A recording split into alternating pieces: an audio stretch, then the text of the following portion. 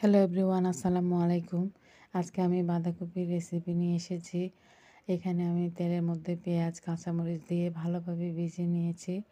এখন মরিচ, হলুদ, লবণ দিয়ে ভালোভাবে মশলাটি তেলের মধ্যে ভেজে নিব। আপনারা চিংড়ি মাছ দিতে চাইলে এই পর্যায়ে দিয়ে দিবেন এবং এখানে আদা দিবেন। আমি আদা দিয়েছি কিন্তু একটু পরে দিয়েছি। তো এখন ভেজে নেওয়া হয়ে গেলে বাঁধাকপিগুলো দিয়ে দিব। দিয়ে ভালোভাবে নেড়ে চেড়ে মিশিয়ে নিয়ে মশলার সাথে 5 মিনিট ঢাকনা দিয়ে রাখবো। এতে করে বাঁধাকপির পানি ছেড়ে দিবে। এরপর চুলার আঁচ বাড়িয়ে দিয়ে খুব ভালোভাবে নেড়ে চেড়ে পানি শুকিয়ে আসা পর্যন্ত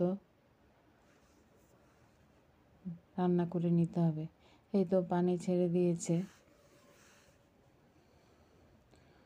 তো এখন এ পর্যায়ে আমি টমেটো অ্যাড করে দিয়েছি। তার কিছুক্ষণ পরে আমি ধনিয়া পাতা অ্যাড করে দিয়ে আরও কিছুক্ষণ নেড়ে চেড়ে বাকি পানি শুকিয়ে আসা পর্যন্ত রান্না করে নিব। একেবারে শুকনো শুকনো করে ফেলবেন না, এটা একটু